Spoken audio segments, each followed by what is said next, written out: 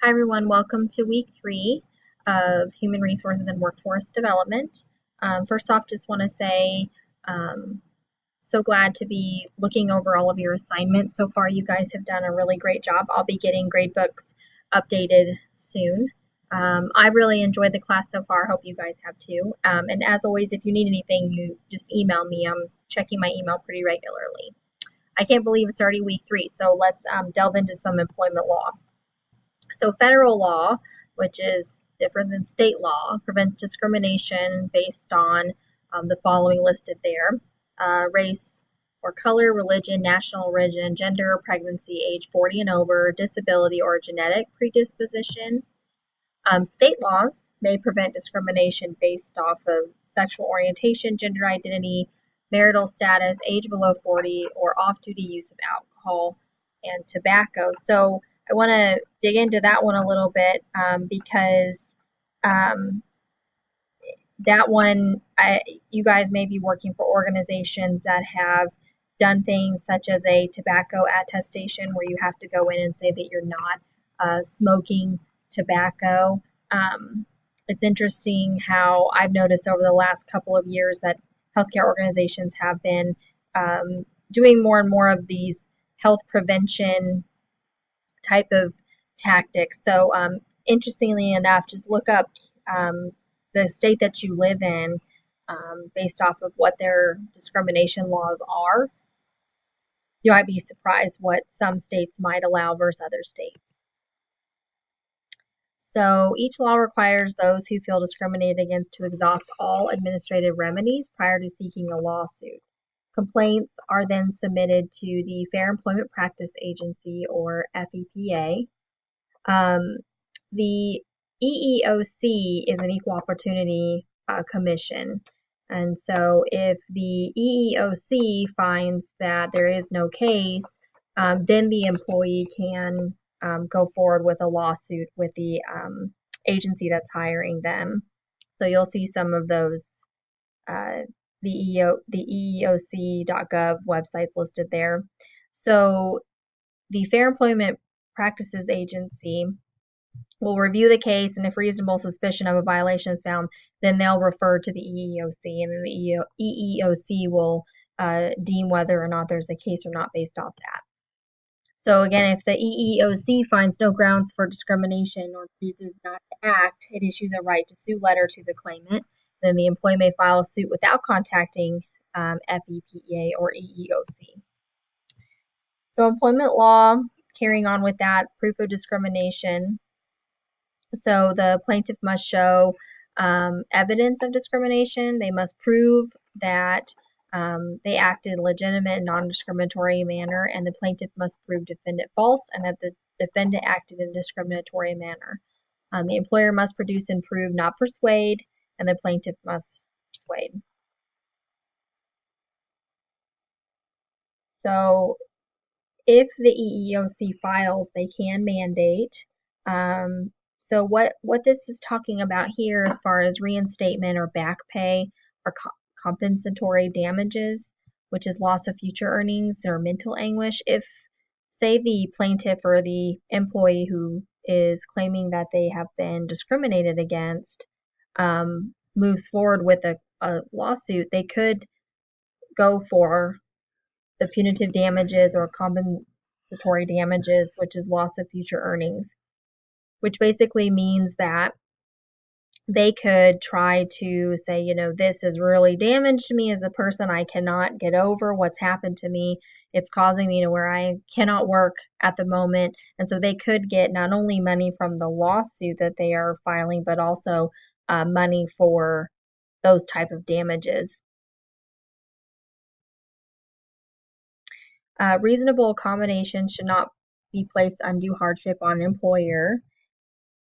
So, for instance, if you have an employee who is saying that there is not enough ADA accommodations, as long as there's not putting any undue hardship on the employer, then they should move forward with having their site inspected and trying to accommodate the employee.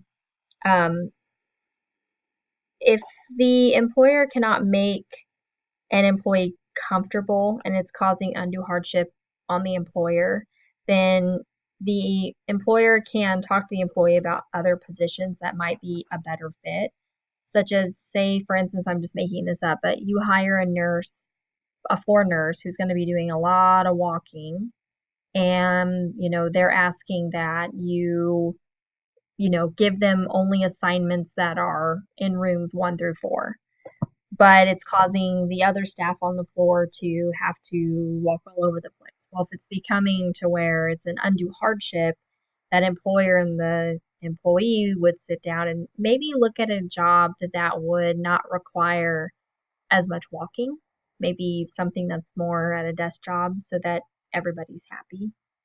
So English only rules are, um, you want to check your state laws on that. But for instance, if you are saying, say you've hired employees who English is not their native language, they maybe speak Spanish or Swahili or something, and there is a complaint that comes from patients, say on night shift, where the employees are speaking outside of the English language, and there's some patient complaints coming in because they feel like maybe they're being talked about and they don't understand because they don't speak Spanish or whatever it is that the employee is using as their language. You can mandate that employees use English as the primary language, but just definitely reach out to HR before you implement any of those rules. Privacy, so legitimate business interest in obtaining and maintaining applicant employee information. So observing, evaluating, regulating work behaviors, and the employee has individual autonomy, the ability to live a private life, and the freedom to be left alone. The respondent superior is, was the employee's act foreseeable? Negligent hiring is the employer hired the perpetrator, the victim and perpetrator only came into contact because of the hiring. So reference checks. This one's interesting. So I've been in management now for about 4 to 5 years, and I always refer to HR when I have people calling, other organizations or other agencies calling to get a reference on a past employee that I have. So you can only talk to those people if it falls in the OK4 category. So did the applicant work for you? Yes or no? What were their dates of employment? What was their job title? And then you can verify their salary. In nursing, you want to check with HR if you can give out information relating to state board reporting. And then legally, most of the information is okay if it's job related, based off of credible evidence, and it's made without malice. So I typically will usually only confirm job title and date of employment and salary verification. If the employer is wanting more information, I usually will refer them to HR at that point. Medical information, this is a very big deal. So you cannot tell other employers about medical information on past employees. So only post offer medical exams are permitted, including urine drug screens. Suspicion urine drug screens are permissible. Medical information must be kept separate from the personnel file. To give you an example of that, kind of going back on week 2 presentation where we talked about the Family Medical Leave Act, or FMLA, medical information, say you have an employee that's out on FMLA and they came back with no work restrictions, or they came back with work restrictions, you should not be keeping that in the personnel file. I usually have a separate folder that I keep those in just for reference if I ever need to, but they don't actually go in the file. Those who may hire, fire, promote, or demote may not have access to medical records. So again, goes back to the FMLA that we talked about last week. So you may not access employees' medical records, and supervisors may only be notified of physical restrictions and accommodations. So back to what I was kind of talking about, if you have a fit for duty or a work release, all that occupational health is going to notify you on is based off that employee's job description, on their lifting requirements written in the job description, and what the doctor is writing is their limitations. That's what occupational health will usually use. They'll send you an email that will state, what their restrictions are, and then you and HR work with the employee to figure out if you can accommodate that or if they need to be on light duty or if they need to be placed elsewhere in the organization for a while until they can come off of that. Personal privacy. Most employers have employees sign a consent for the employer to access employee email. Listening to phone calls and voicemails is typically prohibited. Surveillance may be done in public areas only. And physical searches are permissible when it's justified at inception and it's reasonably related in the scope to the circumstance.